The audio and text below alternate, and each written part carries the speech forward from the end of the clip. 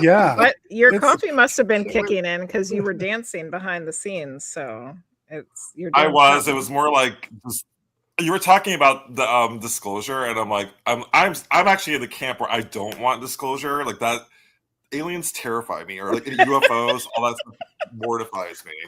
Really? Yeah, And I you couldn't deal with handle it. I'd be some like, you deal with some weird stuff, Sam, and you're scared of aliens? I know, right? And like you would think that I would be more open minded, but Yeah. no. I've always Wow. been like that. Hmm. yeah. I mean, sometimes I don't know if I want disclosure just because I enjoy the mystery, you know? I mean, I think so Yeah. much of the paranormal is just kind of the what ifs and trying to figure things out. And I feel like disclosure would just kind of be like, oh well, all right, let's move on to the next thing. You know, I don't know. It's like, okay, they exist. Oh, God. Yeah. Oh, it's unreal. The They're build not up. that cool. Yeah. Yeah. I You guess I'm know? kind of in that school too. Like I think it's good to. I always want to like 10%. Like perhaps they don't exist. You know, I Yeah. want that 10%, and so knowing that they do exist kind of ruins it. So yeah. So Yeah. no disclosure. UAPs, UFOs, alien life form. No. Yeah. So you've never encountered them in your spiritual work? So I have, and that's probably why I'm scared. But Okay. yeah, so I was literally just talking about this. I did a show called or documentary called The House in Between Two, and I was put in an isolation igloo in the back of this uh, house in Florence, Mississippi, and during the isolation, it kind of transformed to spirit realm to alien realm Wow. within a few hours. It was like real, like almost like a dramatic shift.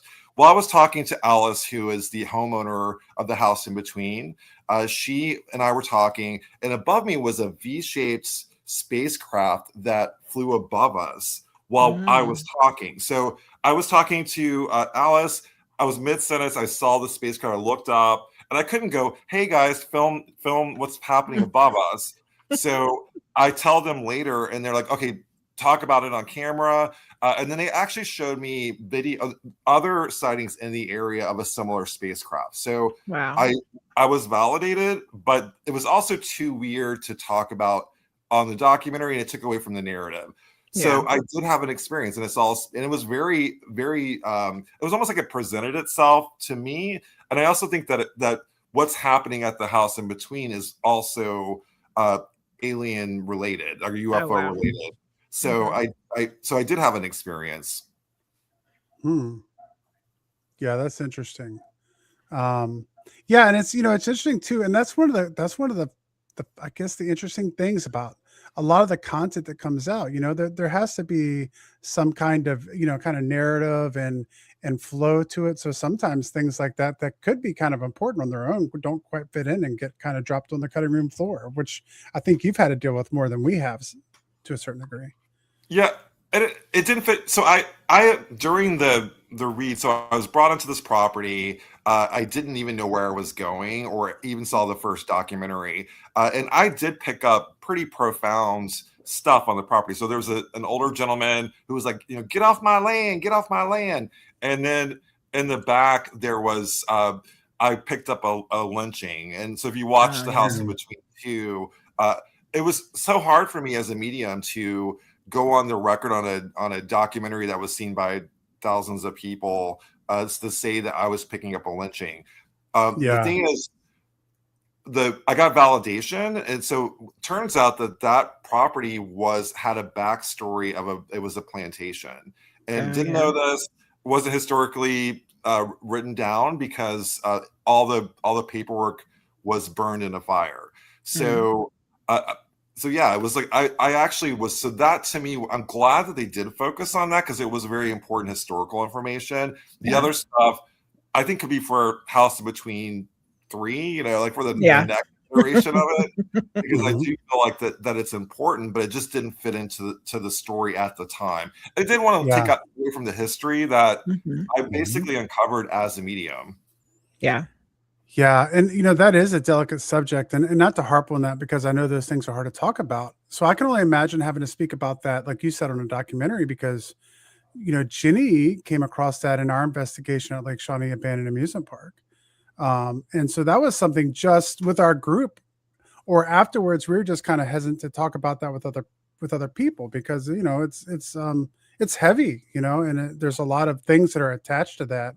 So I can completely understand like having to keep that, having to talk about those things can be difficult in paranormal investigation. But at the same time, you know, being the historian that I am, a lot of those people, their stories weren't told, Mhm. and Yeah. so being able to come out with that information while it's really heavy and can be, can be hard to talk about it. I think a lot of times is also important too, especially if you're getting the information about that to be able to let people know what happened. Yeah, Agree. I mean, I completely agree, but I also think that there is what I call the Bathsheba effect, where you have well-intentioned mediums going into houses like the Conjuring House, and Mhm. they say, in is a malignant entity, and her name is Bathsheba, Oh and yeah. it almost Mhm. creates a narrative that works in the opposite way, and kind of demonizes this woman Bathsheba, who was actually not a witch, nor did she kill a child like she's portrayed in Mhm. the Conjuring franchise. So I think it kind of goes both ways. I think it's really important for us to kind of say what we pick up, but when you're in a platform like a documentary, the fact you want to know the history is correct. And I didn't have Yep. any. I was completely cold. So Yeah. that as someone that writes books, and then also as a medium, that kind of fine like balance between historical fact and what I pick up as a medium is really important to me, but also something that I think about a lot. And I'm Mhm. sure Jenny also does too. Like I'm sure you like that's something that you want to be truthful in what you're saying, but you also Mhm. have to be careful not to kind of create a false narrative. Yes, absolutely. It's a tricky, it's like a fine line to walk because like we have to trust what we're getting, but Right. then at the same time, like, yeah, like, you What if don't I get want this somebody to, wrong? yeah, you don't want somebody to be thinking something completely Yeah. wrong either. Yeah, we just have to trust what we're getting is correct, Yeah. and then not sensationalize it either as a medium. We were having that conversation a lot over the weekend at Cabin Con, like people exaggerating things and making it sound bigger than it is. Like as mediums, I think we have a responsibility Yeah. to not make it worse or better or whatever than Mhm. what we're picking up on. Exactly. As someone who writes books, and you kind I would say like I like drama, but I think that it's important. I think my motivation mainly is to focus on the voices, the marginalized communities, like Mhm. Frost said. And I think that as long as I'm doing that, I'm doing my job. But I have a tendency of like looking at things maybe in more dramatic, in a dramatic way, I guess. So Mhm. I have to kind of keep myself in check too, like not to be overly dramatic, am I like, Yeah. Sam overly dramatic? What? exactly. Because But like that's just who you are though too. So, it, it is. I have gotten so much better, but when I first started doing paranormal related events and investigations, people liked me going because I was almost like this like Scooby Doo, like I was so reactive to what was happening, like and super like dramatic, and yeah. people they felt like I was kind of fun to watch, I guess. I was like Mhm. good television, but I also think what was happening though is the darker entities were feeding off my fear. And by giving that extreme emotion that I was giving for so many years, things were happening. Like when we go to for the team where we are takeover, like just be prepared. All hell breaks loose when you go on an investigation with me. Like it really does. And you guys have done stuff with me, and you have kind of seen it Yeah. firsthand. But Yes. I have to kind of keep myself like my energy like kind of grounded, because I will literally lights will blow out, you'll Mhm. hear a growl in the background, like all sorts of things will happen when I'm in the room because I just give off that energy. Yeah, I think you Yeah. have like an invisible tattoo that says like "mess with me" on your forehead. I Yeah. do. Yeah, I do. And and I just I don't know what it is, and I have been working on it, but I also realize like that's just me, like you said. It's like my Yeah. authentic self, and I have to kind of embrace my authentic self. Yeah. Yeah. And, we're looking forward to it. And we're hoping we have a nice, fun-filled evening with lots of things happening. So Yes. we'll see. We haven't really got to talk about it. I don't know how much we do, but, we had a great time. We got to go with you to Gettysburg this year, and that we had some really great investigations there. And I think I had one of the most weird things happen to me on an investigation when we went to the orphanage there in Gettysburg this year, and that was outstanding. Um, and so it does seem like anytime I've had the small opportunities I've had so far to investigate with you, we've had a lot of activity. So I'm really looking forward to what we run into at the Lord Baltimore Hotel.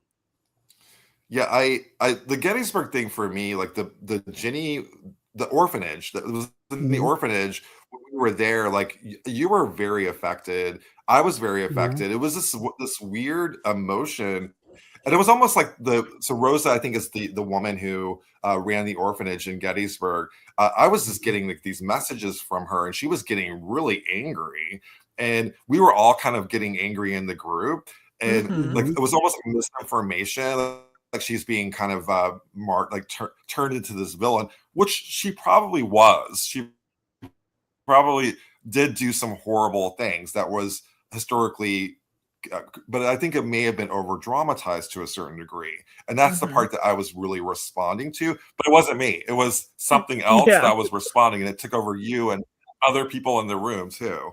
Yeah. Yeah. And that had never happened to me before, and it was really weird because I felt bad, because it's like I'm here with this group, and you want to have a great investigation, and I got to the point where I was getting ready. I was so angry, I just wanted to start yelling, and I was like, I'm gonna cause a scene, and they're gonna be like, "We don't want not Rossi to come anymore." I'm like, because I was just getting so I was like, "I'm gonna cause a major scene here," because I just had this absolute rage just start kind of welling up in me. And I know it wasn't mine. I was like, "What is going on here?"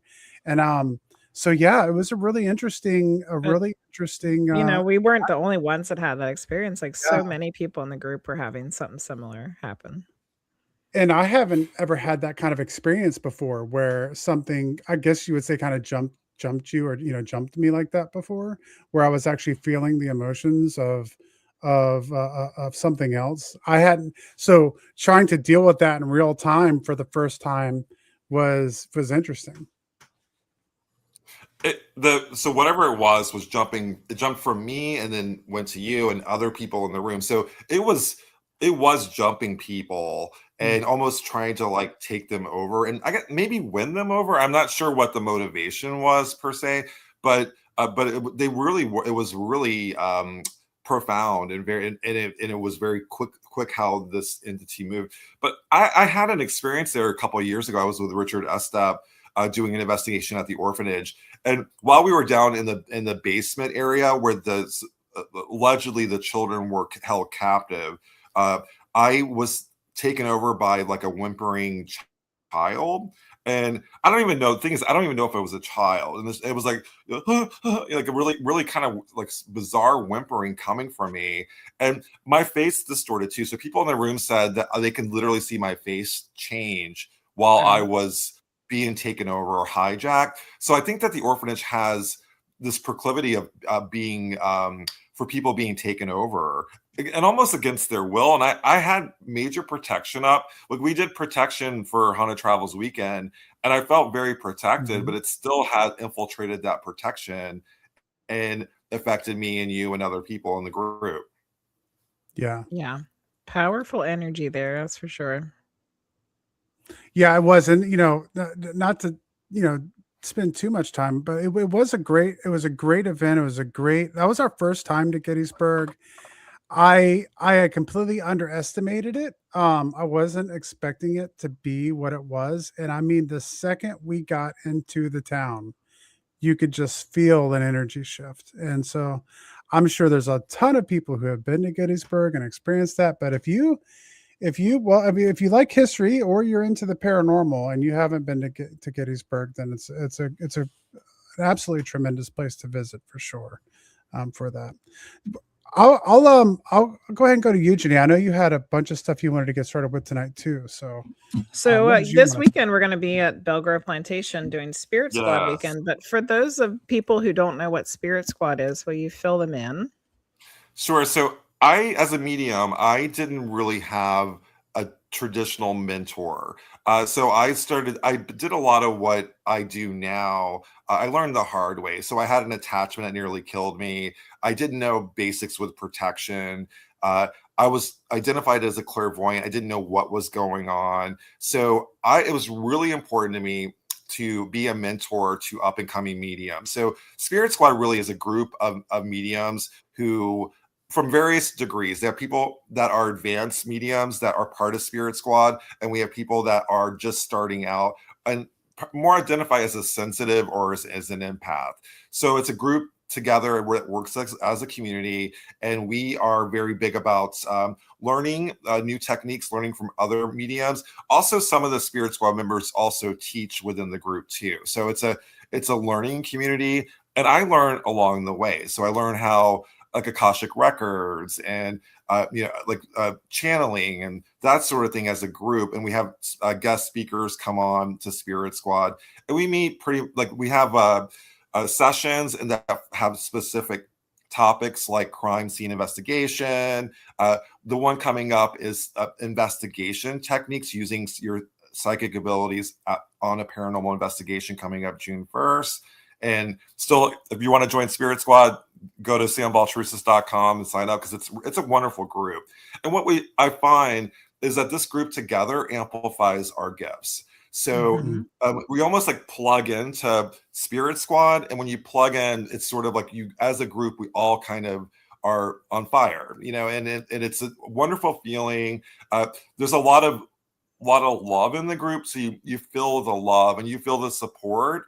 And I think that I didn't have that. So it's giving what I didn't have when I first started, when I first came out of the crystal closet, if you will, with my abilities, because it was scary. I mean, things were happening. And as you guys have seen me, in my Scooby-Doo reactionary Sam kind of way, I was so reactive, and I didn't get that the reason why I was being scratched and pushed and attacked was because the darker entities were feeding off my fear.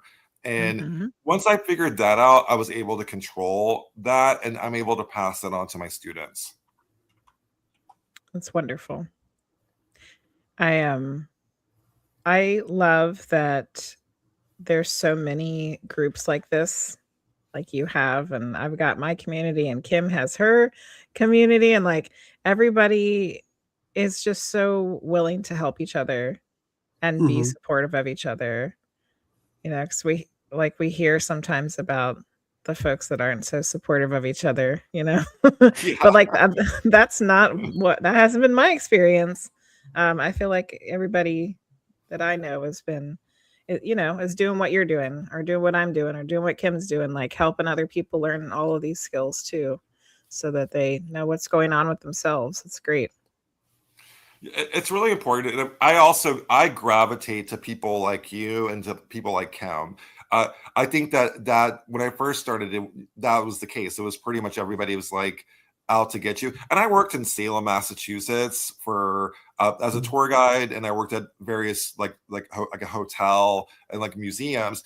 It's so cutthroat in Salem, and then we have what's called witch wars in Salem. So people were literally putting spells on people, and Oh my goodness. yeah, it was horrible. It was horrible. So you know what? That's not me. Like I want to put out to the universe that we are all in this together, and as a group, as Spirit Squad, we are stronger, and that's also with like your group and Ken's group, and also, but that's what Spirit Squad Weekend's about. It's about merging those groups together to learn from each other.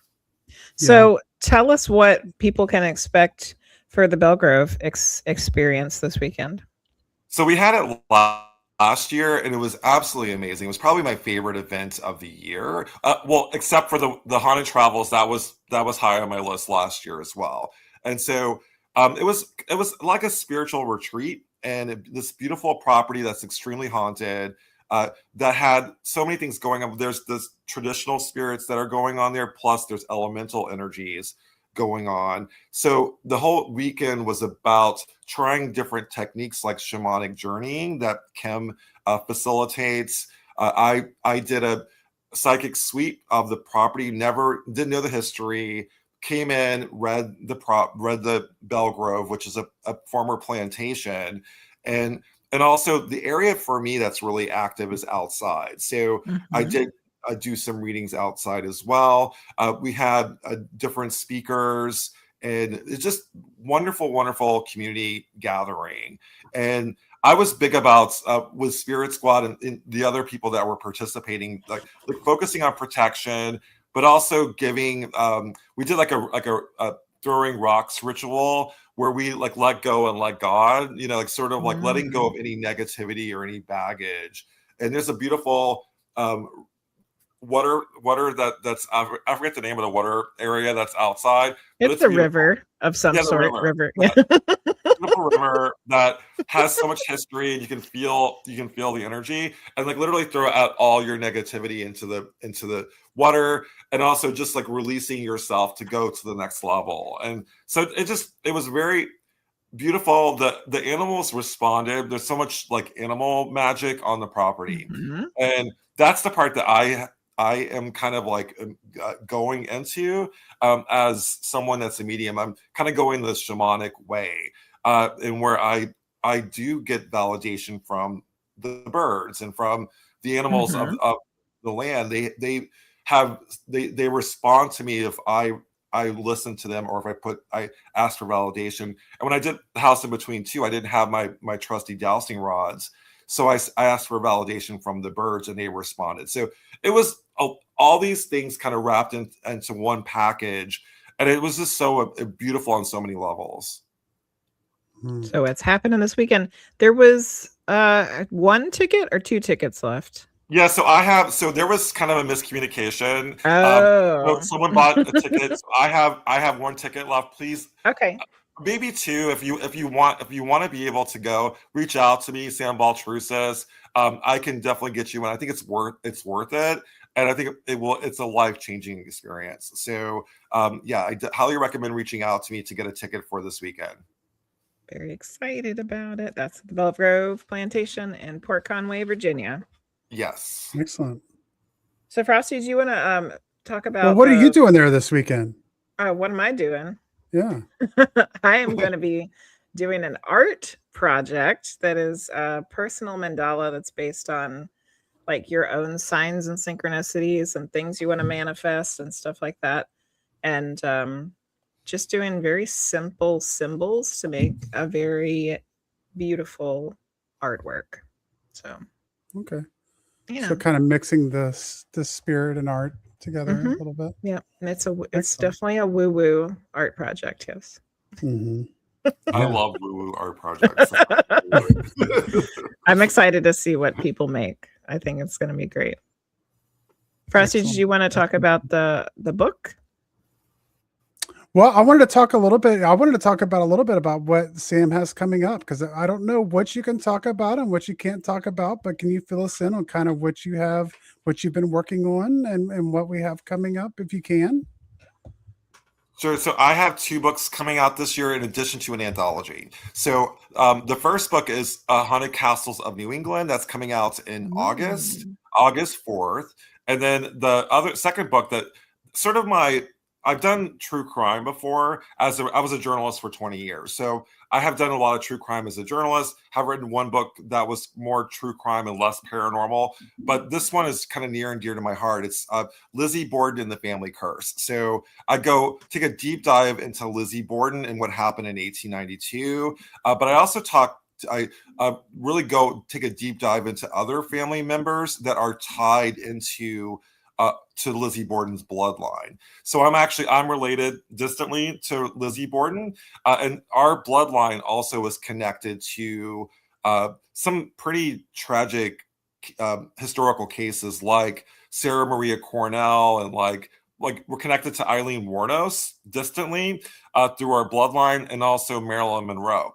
And so I Oh, wow. actually was just in California, kind of taking a deep dive into Marilyn Monroe, or Norma Jean, who we recently uncovered as a family member. We found out her biological father was Charles Gifford, and he connects Marilyn, or Norma Jean, to our family line. So she's related to Lizzie Borden as well. Wow. So Oh, wow. a lot with that.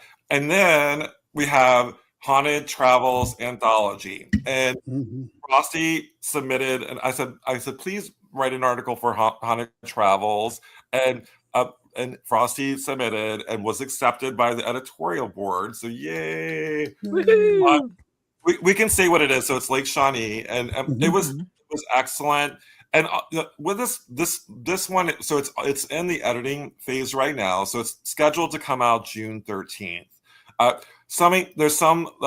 The only holdup probably would be mainly for because I have 2 books, I have to contractually not have a book come out within a certain window from my other 2 books. So having 3 books come out, like in a row, you have to kind of pace yourself when it comes to the marketing and stuff involved. So we're gearing for June 13th, but that could change depending on several factors. But we're gearing for a release.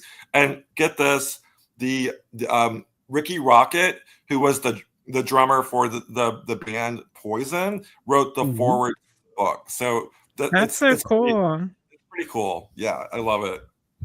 Yeah, that's good. That's going to be really cool.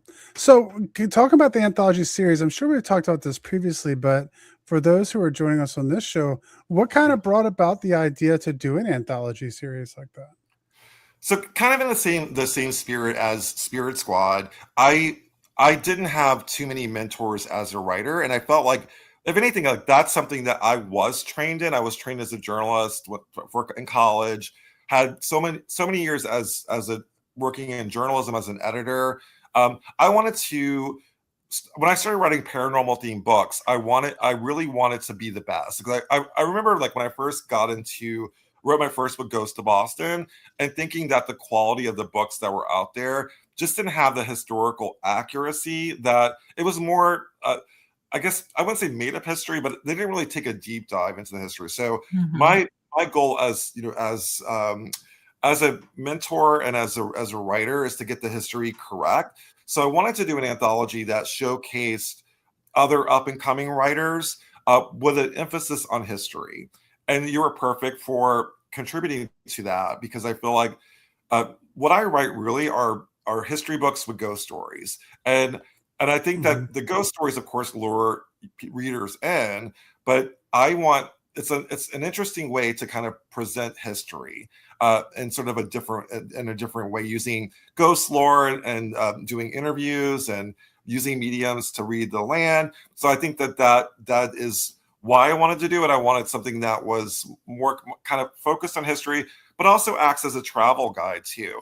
I want people like, where should I go? I want to go to a haunted location. Where do I go?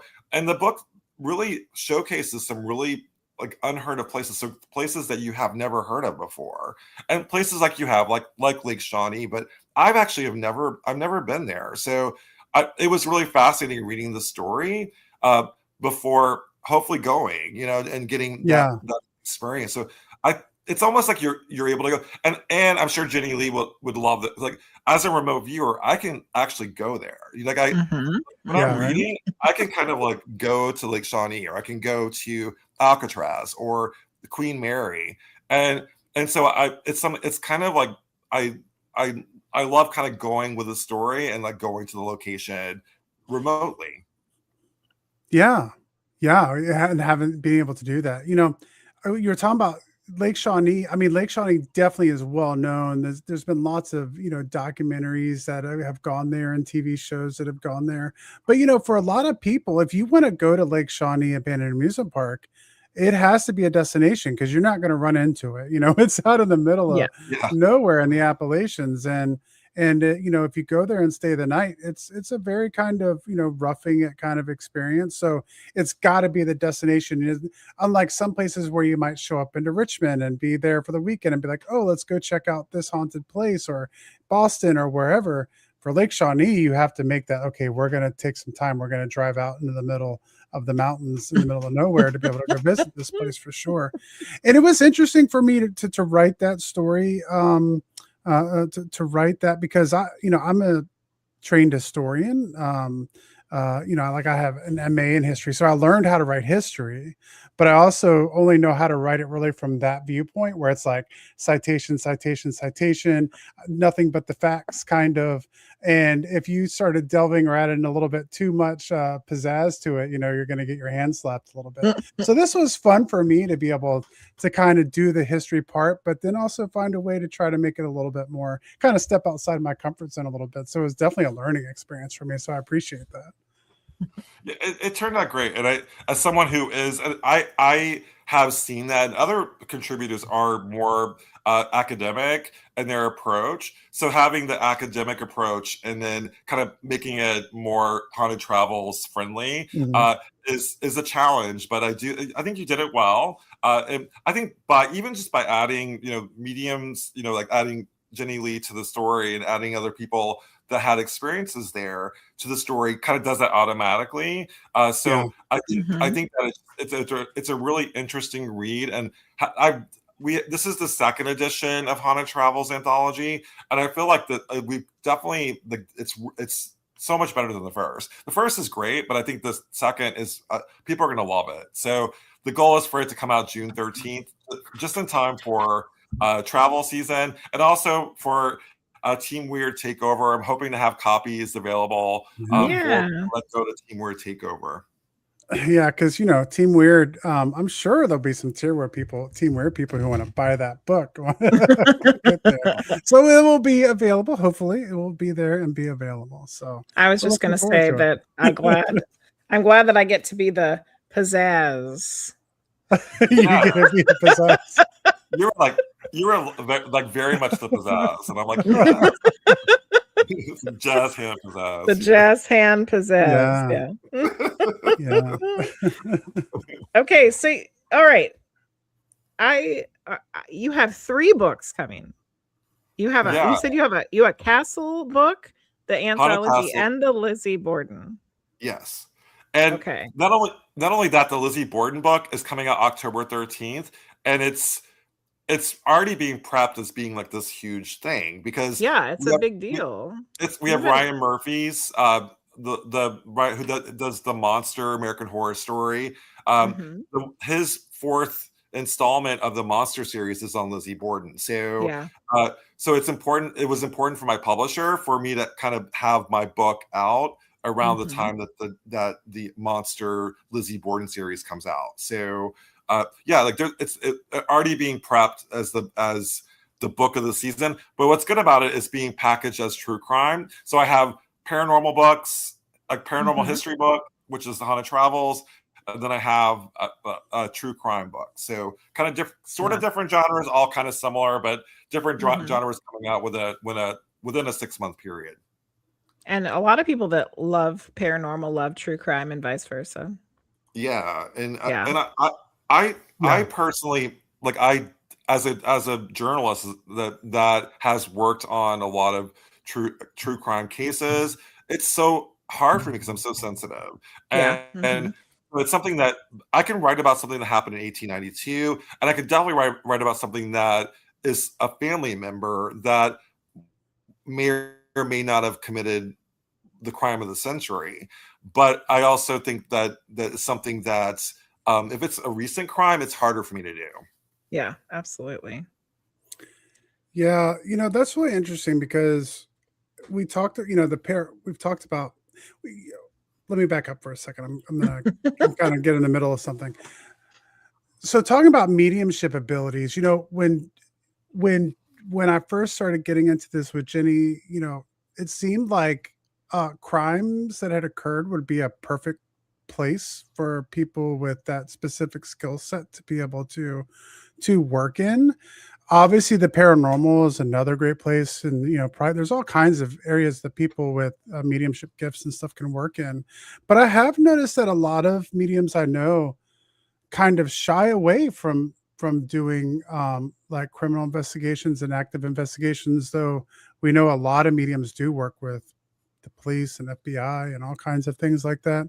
But it sounds like that's something that's even difficult for you, Sam, and also for you, Jenny, in terms of like having to deal with kind of real life things that are going on for that. Yeah, I mean, for me, there's always the what if you get it wrong, and the self-doubt, and self-doubt is real for mediums. If you are actually someone that has empathy, which all of us do, like it's Mhm. hard. You want to make sure that you get it correct. So you don't want to pull a Sylvia Brown and say like, oh no, honey, she's dead, and even though the woman's alive. So there's Yeah. always that. What if I get it wrong? But like these are family members that want to know what happened to their loved ones. So for Mhm. me, if the loved ones are still around, it's so important for me to, before I go on the record, to make sure that I'm correct. However, for me, the biggest thing for me really is reliving what happened, and Mhm.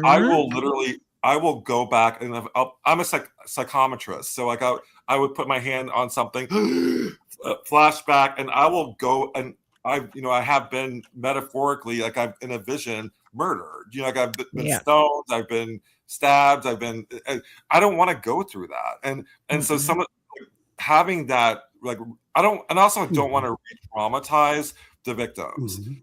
So there's a lot of factors to it, and also too, like police. I have worked with the police, and you gotta have, so many permissions. You have the permission of the family, other things that you have to do if you actually do work on a crime scene.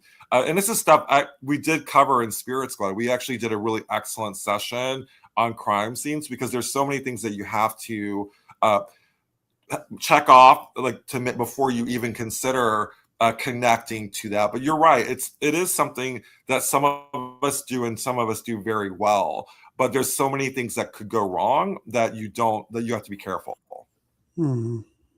I think that that's a great point that you made at the beginning, Sam, about the idea of like having to be confident, like the having to have the Yeah. self confidence, and the small amounts of times that I've worked on my own mediumship, I found that to be probably the number one thing, because if you don't have confidence, if you don't trust what you're feeling or the things that are coming to you, like there's almost no way to move forward. Like you have to be able to acknowledge the information you're getting, and if you doubt it, then I don't really know where you could go from there, to be able to improve your ability.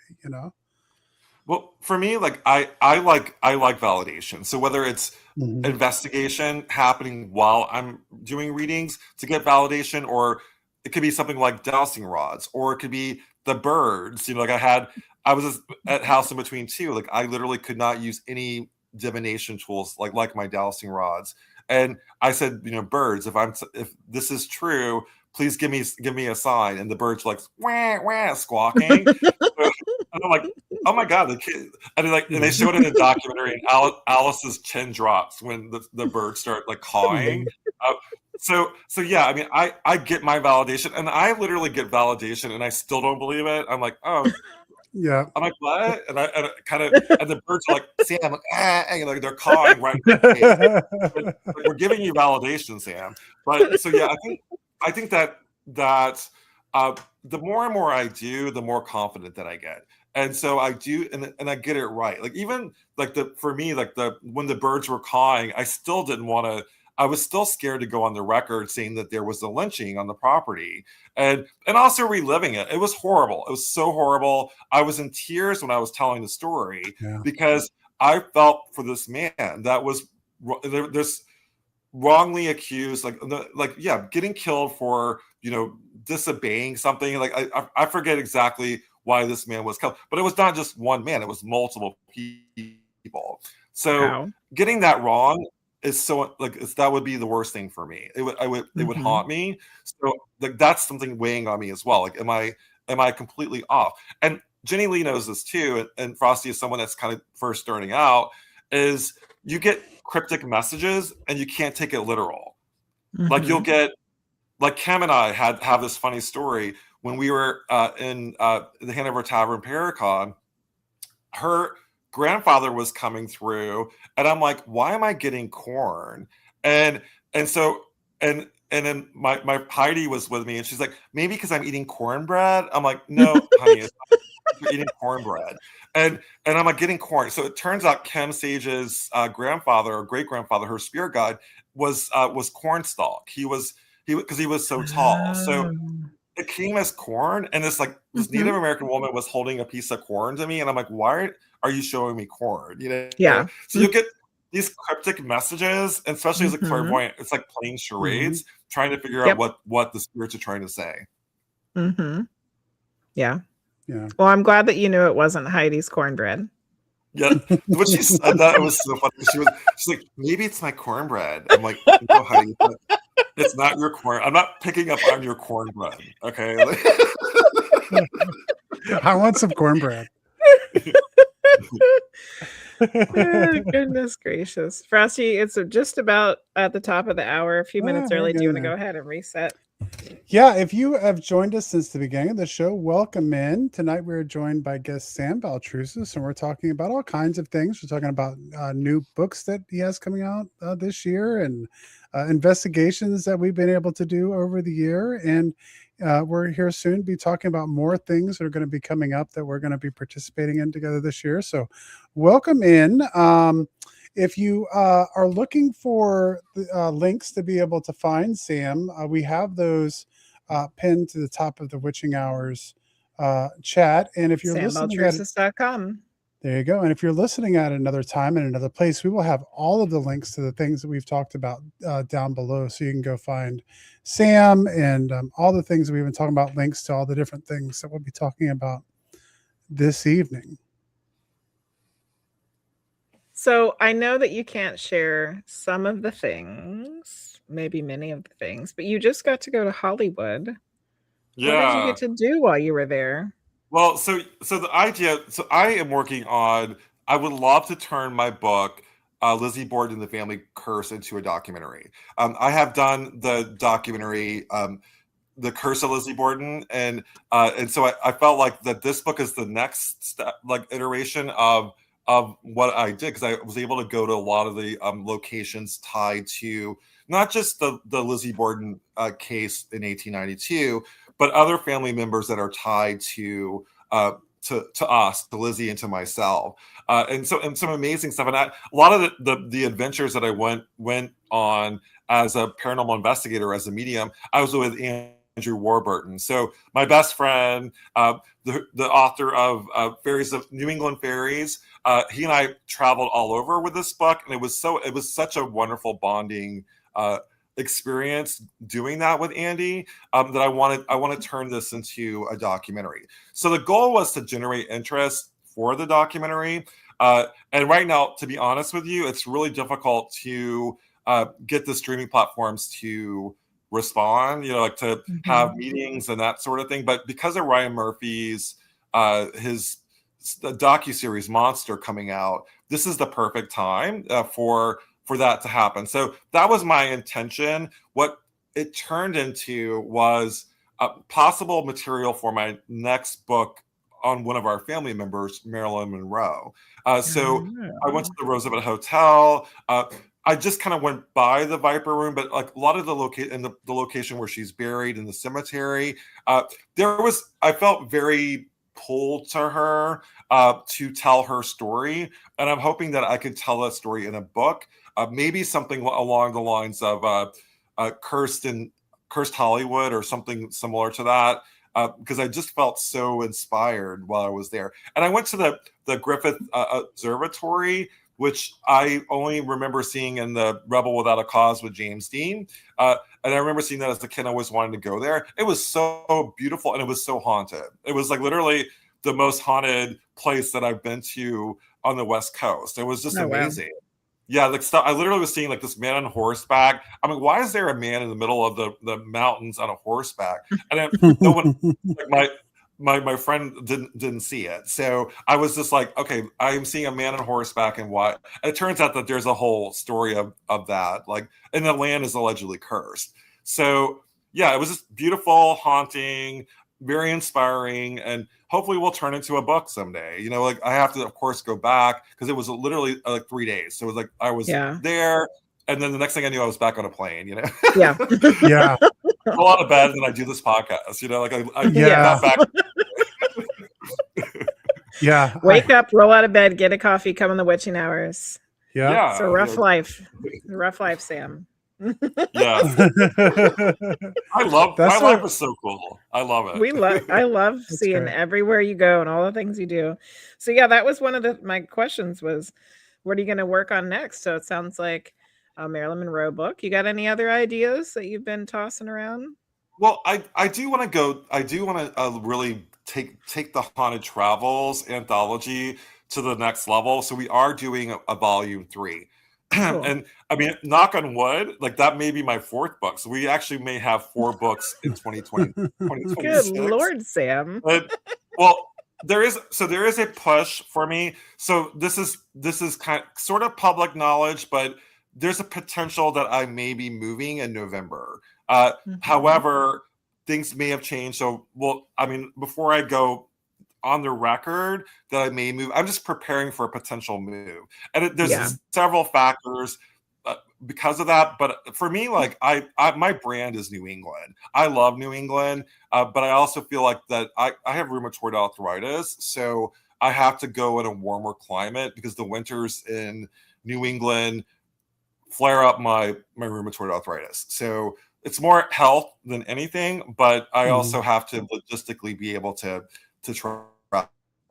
So, well, I mean, Yeah. there could be other books from other locations. So, because I really focus on New England in my books primarily, but I'm opening up my, I did Ghost of the American Revolution, which went all over for the research. So I'm loving the idea of traveling for my books and not necessarily just focusing on New England. Yeah. Yeah. We already have feedback for you in chat here, Sam. Luce is saying, which by the way today is Luce's birthday, so happy birthday, Luce. Happy Luce. birthday. Said just Snowbird and do both. And CMC followed that up with this. CMC said the same thing. Just become a Snowbird. So I wish I could afford that. Right? Like definitely is my dream. Like, truthfully, like as someone who travels all the time and like someone that my plan is kind of to be like a Snowbird, but it's more about work. So I have to work, and if you as a Snowbird, it's hard to work in New England and then work in like North Carolina, which is where I'm potentially moving to. So we'll see. Yes, that is my goal. And where the warmer climate, I'm not sure that's going to be because I'm actually originally from Florida, so I could always move back home, and there's a lot of material back home. But that's where my family is, and it's really really hot in the summer, like really really hot. And, you don't say. And so I love my family, but I also don't want to be in a really hot climate because also humidity also causes my rheumatoid to kick in. Yeah. Too. Mm-hmm. So Sam said, "Not in this economy, chat. Not in this economy." I will say, selfishly, I'm looking forward to that because being in Virginia, we are not that far away. Yes. If you make a move down to be able to do more stuff with you, so that'd be wonderful on our end. I would love it, and so as of it's still kind of up in the air, primarily because of money, because it's really expensive to move, and I also just signed a 1-year lease for my apartment in Boston. Actually, it's Somerville, which is right outside of Boston. So we'll see what happens, but the plan is November, but based on money and like and jobs and all that stuff. Yeah. So, well, good luck with that. I hope everything turns out exactly the way that it's supposed to for you on that. Yes. kind of changing gears a little bit. I know we want to talk about Teamwear Takeover, and we'll get there in just a little bit. But I also wanted to have a chance to talk to you about some other things that you're going to have and places you'll be traveling to this year. I know, following you a lot, I get to see. Is it the New Orleans Paracon that you're going to be visiting again this year, or is that happen? That's coming this summer, right? Yeah, so it's the end of July, early August. And for me, like that is sort of the event of the summer. I mean, Team Weird Takeover is the event of the summer, but this is the New Orleans Paracon is Thanks, very, Sam. yeah. The second one is the New Orleans Paracon. It's going to be huge. It's in New Orleans, right downtown. I grew up in the panhandle of Florida, so I would go to New Orleans. Like that was my Salem. Like that was where I learned the paranormal. That's why I'm so afraid of spirits, because of my experiences in New Orleans. So New Orleans is very near and dear to my heart as a young medium, as someone that kind of like learned the craft in a very dark haunted place, And so going back to New Orleans is kind of a big deal for me, almost to the point where I had to literally go back in December just to see if New Orleans would accept me back, because I could not physically go there for so many years because of the spirit energy there. Really? Yeah, like stuff would happen. Like I was supposed to go to New Orleans for the past like 5 years, and like my flight would get canceled. Like the last time I was supposed to go to New Orleans, it snowed in New Orleans. In New Orleans? Wow. What? Yeah, like it was 2 years ago, and I was supposed to go like in February, and my plane was all set, my hotel was all set, and they're like, oh, there's a snowstorm, and I could not fly into New Orleans. So something freakish happened every time I went. So I had to kind of go to test the waters, and so that's coming up July 29th through August 1st, I believe, and it's a weekend. I'm teaching classes. I'm also working with Patty Negri, who's near and dear to my heart. I love her. We're doing we're basically doing work together. So there's the Patty Negri experience, and we only have 2 tickets left for that. So it's me and Patty Negri and Father Sebastian are going to work together to have an amazing experience. So that's NewOrleansParacon.com. Cool. Me, you, and Patty had a little dance circle at Hanover Tavern. Yeah. That was fun. That was amazing. And Jenny Lee, I want to tell you again. So Jenny Lee, so I'm like, listen, I feel so drained. I feel like something is like literally sucking my life force. And Jenny Lee was like, oh, it's over here. And she was like, you have like this gushing, like oozing thing coming out of your, like behind you. And I'm like, are you kidding me? So I feel like that really, and actually it was amazing. It was amazing that you were able to find that, because I did feel like I was hemorrhaging energy. Like it was something. You had a rip in your aura. It was just energy just like flowing out and it in. Was like just flowing out. And I was so drained. And a lot of it is health related, but truthfully, and we all know this, like a lot of it, health stuff is mental too. So if you're in a bad mind space, your body's going to hurt. And I will say, it's been I got that whole time I was so sick for about, literally 6 months. Like I had RSV, and it's even turned to almost like a chronic RSV. And for those that don't know what that is, it's a rheumatoid. RSV is like a chest. It's almost like COVID. And I had like the long version of it, so it never went away. But while this was happening, I was just my life force was being sucked, and it was just like all over the place. So it was like messy. And Jenny Lee was like, Sam, let's fix that right now. So and Patty was there, and I like seeing Patty was just fun, and it was just great having her the table across from me, and you guys are literally across from me on the other side. So it was healing. It's when you get us together, there's something about that just kind of, we all support each other and love each other, and it's so I need it for me, and I need it for I need that support. Well, I'm excited I get to give you some more healing love this weekend. Yay. Yeah, it was a great time. And that Hanover Tavern Paracon, we had a great table, like you said. Because we were right across from you. We Yeah. were right Thanks next to to Patty Patty. Negri, which we hadn't spoken with a lot before, and we were able to spend time with Patty Negri that weekend. And we're going to have her on the show July 6th for the first time. Oh, So that's that's going to great. be great. Yeah. Yeah. Patty and I are. She's been a regular at Mass Paracon coming up. I've done it for this 7 years. This is going to be my 8th year doing Mass Paracon, and she's been the Mhm. headliner for that for many years. So she and I are very close, and we do events like the New Orleans Paracon together. So she's a lovely person, and I remember seeing her on Ghost Adventures and going, I love this woman. And I remember, and the fact that she was doing a reading on, I think it was the Black Dahlia house and on Ghost Adventures, and never watched the show, but I did watch her episode, and then just something about her approach I loved, and it was very much like I need to, not necessarily I need to know this woman, but I'm going to know this woman, Yeah. and so she definitely is. She's like family to me. Well, I guess that's something else we can kind of talk about a little bit, because we're going to be joining you at Mass Paracon this October. I can't wait. Yeah. I'm so excited. And the thing is, like, it's something that I have done for.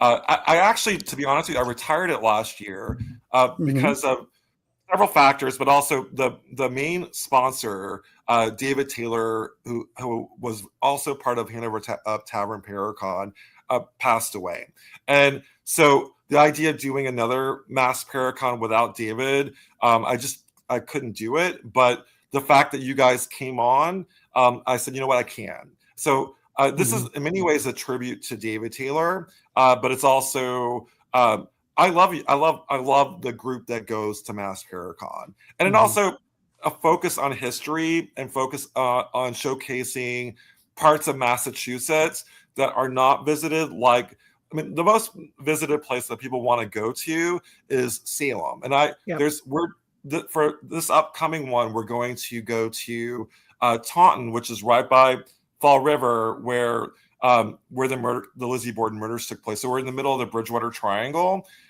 So it's going to be focused on the location, all the panels, but also, of course, people do go to Salem, like when they go to Mass Paracon. So it's coming up October 2nd through the 4th. Go to massparacon.com. We have tickets still available. We did sell out of vendor tables, so it's if you're wanting to be a vendor, sadly we sold out. But definitely go. It's an amazing experience. It's more like kind of like Haunted Travels Weekend that we did in Gettysburg, but times 10. You know, it's sort of an amplified version of a Haunted Travels. It's a wonderful weekend. Excellent. Yeah, we're really looking forward to it. And in a little bit of a way, it's a little bit of a homecoming for me, because while I'm a proud Virginian, I spent a little time being a military brat in Newport, Rhode Island. And so I lived in Middletown, Rhode Island for about 3 years when I was, I don't know, like 10, 11, 12 years old. And we used to, if we wanted to go shopping, we went to Fall River. So this will be a chance. Yeah.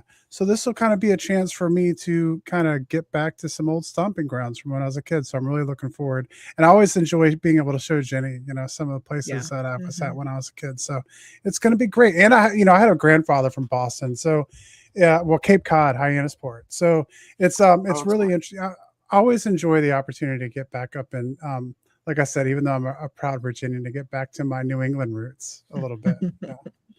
That's great. And there's something about New England in October, and that's one of the reasons why I don't want to move, because I live for New England's September, October, the fall season. There's something energetically that happens that when I'm gone, like I long for that. So highly recommend visiting, especially that time of year. Now, don't go to Salem in October. It's definitely it's like a million people crammed on a street. You don't want to get stuck in the middle of a witch war either. The witch wars, yeah. Exactly. For sure. Don't want to get stuck there. Spells flying back and forth. Might be a casualty. Yeah. CMC says, yay, New England, the foliage is a wicked pisser, as they say.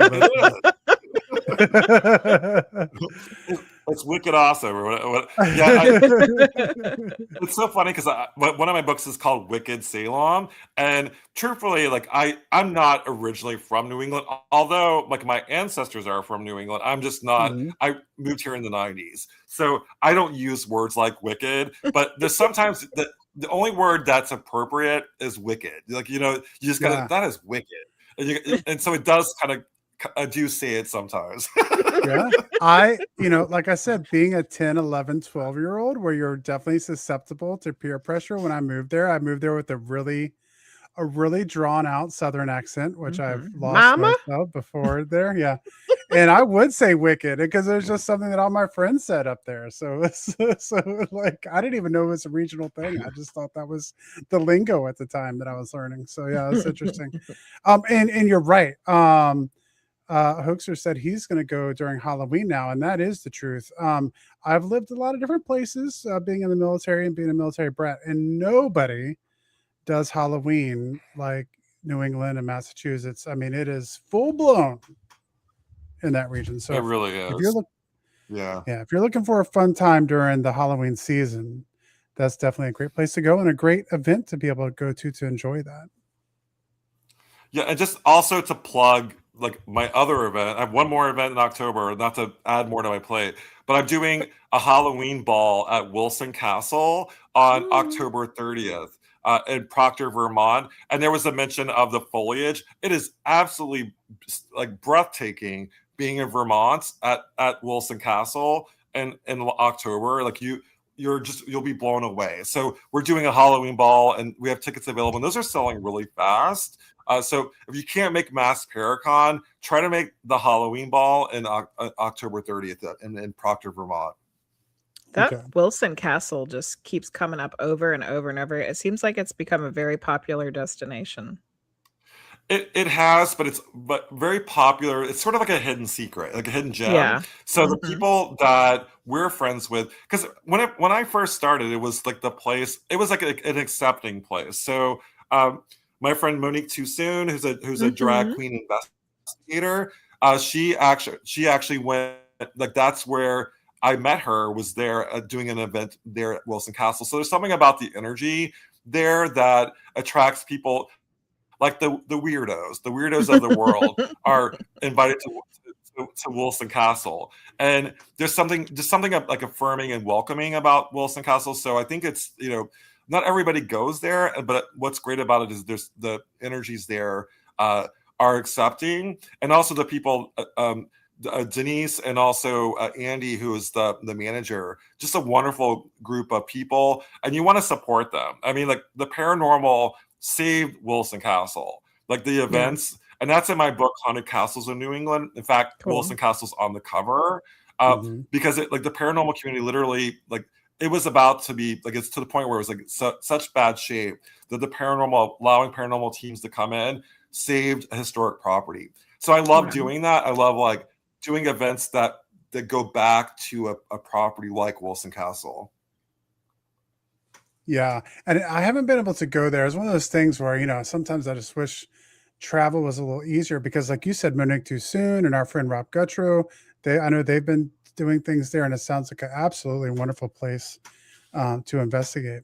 Well, we are getting a little bit close. So I want to make sure we talk a little bit about an event we have coming up next month, which is Team Weird Takeover. We're going to be in Baltimore, Maryland at the Lord Baltimore Hotel. And Sam is going to join us there. We're going to have a lot of wonderful guests.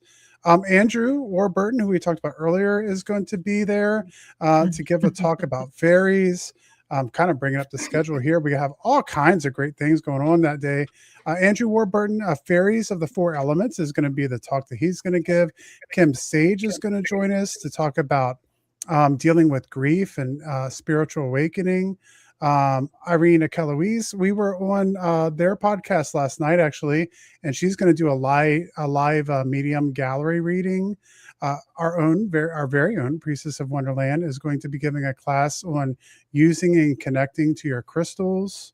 We're going to have a group dinner. Jenny's going to do a spirit channeling. So we got a lot of really cool, fun things to look forward to. The Samants. Yeah. And I'm doing my Samants. And I will tell you, so guys, just a heads up. Every time I've done it the past year, something crazy has happened. So I just be prepared. Someone may get taken over. Yeah. I've had it's just like my friend, one of my students, Angela Artuso. She's a paranormal investigator. She's like, Sam, you really know how to throw a party. You know, I'm like, because like seriously, something happens, like someone's taken over. It's like all sorts of things. So just be prepared. The Seance is the real deal. Yes. Well, that was one of the first things we talked about when we were trying to put together this year's teamwear, because last year we had it at Lake Shawnee Abandoned Amusement Park, and this year we wanted to find a little bit of a different location. And we thought to ourselves, look, last year we didn't have running water. We didn't have, you had to rough it a little bit. So this year, let's see if we can posh it up a little bit. And I happened to kind of come across this hotel. It was built in the 1920s. And it is like a French Renaissance architecture, coming back there. And so it's really kind of great. So when we were talking about this, like, okay, so like, who do we want to have? And you were one of the first people who came to our mind. And it's going to be perfect because we have this 1920s like spiritualism thing when this hotel is being built like that age. And then to be able to go into the night in the investigation and start off with the Seance, I think is going to be absolutely amazing. Yeah, and also like I specialize in haunted hotels. Like I'm about to head out to a haunted hotel. I work the overnight shift. So I love haunted hotels and I love like historic, like Art Deco. I've actually never been there, which is perfect because I love going in cold as a medium. And who it could be my next favorite haunt, and I love doing it. And also like traveling with Andy, like Andrew Warburton and I, when we travel together, we have so much fun. Like I'm looking forward to going on an adventure with him. Like we're actually going to drive down to Baltimore, and I'm like, oh shoot. I don't know if you've been in a car with Andy, but originally he's British, so they drive on a different side of the road. Like there's like different things in the UK. He's a good driver, but I'm sitting there the whole time like while we're driving, hoping that nothing happens. Bringing the drama to poor Andy's having to drive through to Baltimore. I think that's what we love Andrew, and we love both of you guys together. It's always a fun time. And I think that's so much fun. Yeah. Oh, go ahead, Sam. No, he's so much fun. And also I want to give him a plug, but Andy, I know him as Andy, but his readers know him as Andrew. Andrew was the researcher on my first 3 books. So he helped me do a lot of the initial research, and he's the reason why I'm here today. And so I want to always plug him because we literally go that far back in our friendship, and to be able to reconnect with him later on, him as an author is such an honor, and I'm so grateful. Yay, Andy. That's great. Yeah. I think that's the thing I'm looking forward to the most. And kind of one of the reasons we did Teamwear Takeover is not so much a con, but a chance for Team Weird to be able to get together with like-minded people we've had on the show and just have a fun weekend that's based around woo-woo and paranormal and just the feelings you get at a lot of Paracons as well. But I remember talking to you before, Sam. You said you kind of like some of the smaller gatherings that we do, like your Haunted Travels weekend and stuff like that, where you really get to know the people that you're with, and it's not this huge thing. And so I think the real big, real fun part of this is if you come to Teamwear Takeover, there's a limited amount of tickets, and it's really just going to be all of us hanging out, and you get to participate in the seance, and you get to do all the things we're doing and investigate, all together as a big group. And it's just going to be a whole lot of fun. Yeah, I definitely prefer the smaller events. The bigger events, sort of like, I also like them because you meet so many people and you can hopefully sell a lot of books. But the smaller events are the ones that you build the relationships with, and they become part of Spirit Squad, or they become a part of of my writing classes. So it's like the smaller ones is where you develop the bonds that are the reason why I'm in this. I do this for the community, and I do this because I love I love the community, and also too, like, just the you want, as a medium, you want other people to validate you and that support, because sometimes you feel very alone, and Yeah. as a writer you feel alone. So like, just having that community of like-minded people just for a weekend, it's so refreshing, and it's so like, you can be yourself. And we all have our day jobs, or for me it's my night job. I can't talk about, oh, there's a ghost in the elevator, it's like, you Yeah. can't say that, but you can at these events. And I love that for that reason. Just the having to be able to be myself and not having to filter myself. Yeah. Yeah. Also, it kind of gives you like a recharge, like boosts It your energy does, yeah. to be motivated and inspired to do what you want to do and what you need to do, Yeah, I've been so, as someone that has 4 books potentially coming out this year, it's such an isolatory thing, like doing the research and writing the books is so isolatory, and you need people. And even just like the adventures that I had in the research phase with Andrew, going to these locations for my Lizzie Borden book, that just made such a huge difference. So as someone that kind of does an isolatory job, it's wonderful to have people around you and to support you. Excellent. Yeah. Absolutely. So that's what we have coming up. It's going to be June 27th and June 28th, Teamwear Takeover 2026. We have the schedule pretty much lined up, ready to go. It's going to be a great weekend, and we're going to have a real great time. If you want to get tickets, you can go to the witchinghourspodcast.com. You can click on our store from the menu there, and I'll take you right to the page to be able to purchase your ticket. There are some left. There are a limited amount. There are some, but I wouldn't wait too much longer. If you want to go, I would go ahead and wrap that up to make sure you got a spot to be able to get in there, and it will be coming up quick. So we're looking forward to it. I think everyone's getting excited now. So we're getting to that point where I was like, this is forever away. Why did we plan this so far out? Man, should we have, I remember, like, did we start doing this too early? Should we have held off a little bit? But we're getting to the point now where it's right around the corner. So, And then Sam, where can people find tickets to Mass Paracon? So I would go to massparacon.com. I'm hoping from this that people, we have one ticket. I have one ticket left for Belle Grove for this weekend. That you're inspired. If you're in the Virginia area and you want to be surrounded by like-minded people, this is for you. Just go to sambaltrusis.com and reach out to me through my contact me, because I would love to have you. If you're hearing this and you feel compelled to go, this is for you. But yeah, massparacon.com or sambaltrusis.com to be able to access tickets, or just to contact me. Where's the best place for people to find your books? I would say, so Amazon always is sort of like a easy place. Barnes and Noble has a lot of my books. I'm a supporter of like local independent bookstores, but if you're not in New England, it's very hard. If you're in Salem, every like witch shop and bookstore in Salem, like Wicked Good Books, has my especially my Ghost of Salem book. But Amazon.com is sort of like the surefire place to buy my book. So I would say Amazon if you're outside of New England. How many books have you written so far, not counting the ones that are coming out this year? Yeah, so not counting, I think the total is like 19. Wow. And then with Castles is 20, Lizzie Borden is 21. I'm not even counting Haunted Travels, because even though I did write a large portion of Haunted Travels, I'm the curator of it. So there's other writers as well. So yeah, 21. Lizzie Borden is the book number 21.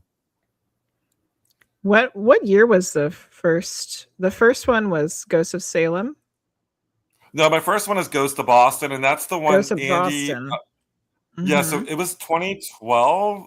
2012. Wow. I was a journalist, and Andy and I were like best friends at the time, and we're still our best friends. Yeah.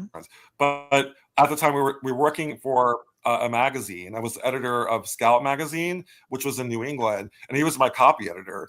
And so I had a book deal that turned into Ghost of Boston, and I was a tour guide in addition to being a magazine editor. So it just worked out. But my deadline was a month, so I had to Oh, literally wow. write my first book. Yeah, and it was actually a month and a half. But I wouldn't have gotten it done without Andrew's support, because he would help me with the research, and I managed to write my first book in like less than 2 months. Wow. We were actually, I don't think we ever told you this, but we were listening to the audiobook of that on the drive to Gettysburg. Oh, really? And yeah, Mhm. and then we were in the chapter about the lady who owned the strip club. Oh It my was the- god! Well, And then what's she so was interesting there. Yeah. Yes, that's what I was about to say. So Wendy actually was I Yes. interviewed her in 2012. She now is one of my students. She was part of Spirit Mhm. Squad. So I find it so full circle Yeah. moment, like, and then the fact that you guys were like listening to the chapter on Yeah. Yeah. Wendy, who had her little ghosties, like, so they were Mhm. literally like little ghosts that were like kind of like flying around Uh-huh. her at her strip club. Yeah. Well, she was an instructor, to give her credit. She Mhm. taught Yeah. that as like Yeah. a form of exercise. Yes. Yeah, and it was great because we were hanging out, as always at these events, we're hanging out, having a blast, and I think we might have been even like out doing pizza or something like that, just having fun. Yeah. And me and Jenny just like it hit us like It clicked. that's her. And I'm like, wait a minute. I'm like sitting right next to her. I'm like, we were just listening to the chapter Yeah, about this is her on the awesome. way here. And then she's got like the priest, purse or whatever. I was just like, yeah, this is Yep. so much fun. Yeah. What's so funny about that? So I actually drove back with her, and we Yeah. went to Padre Pio. So she loves Padre Pio, and I love Padre Pio. So we literally went to the relics. There was the coat that he wore. I forget the name of it. It's like the a vestment poncho, or something. Yeah. the vestment. That's it. And so we actually drove to that, and it was the whole way we had spirits in the back seat with us. So Wendy has this attraction to, especially the male spirits. Like, these are like these 3 guys in the back seat. I'm like, oh my god, who are these guys in our back seat? So, and she's oh yeah, they're just my protectors. And I'm like, oh, okay. There's like 3 gentlemen in the back seat of the car with Wendy and myself heading to Padre Pio. Yeah. All right. Wild times. All right. Well, we're out of time. Is Yes. there Yeah, we anything are. else that you want to plug before we go? Yeah, I just Mass Paracon, I highly recommend it. If you haven't gone to one, this is the time to go.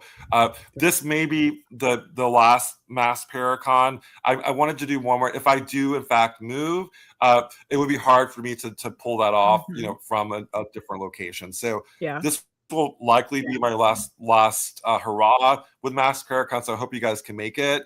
And then also would love to have you, if anyone's interested in Spirit Squad, again, go to sambaltrusis.com. I have several classes, including investigation coming up on June 1st. I have a class called Psychic Sweep coming up in September. And I have a writing class if you're interested in writing for Haunted Travels Anthology.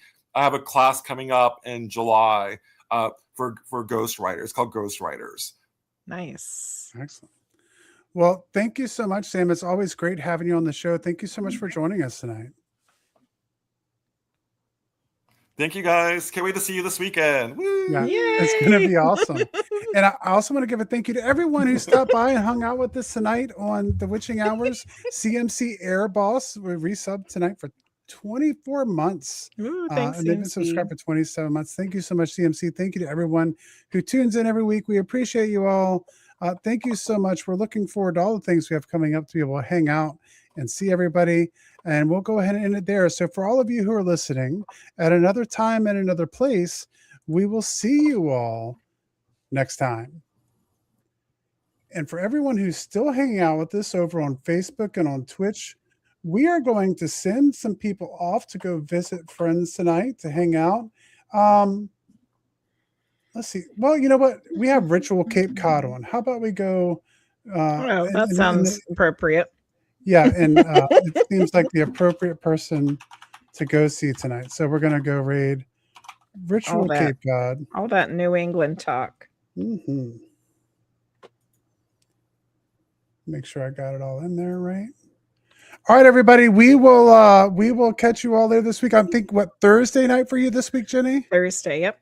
All right, Thursday. So take care, everybody. We will see you all soon. Have a wonderful rest of your week, and I'm sure we'll catch some of you with Priestess of Wonderland on Tuesday. Tomorrow, So take yep. care and have a great one.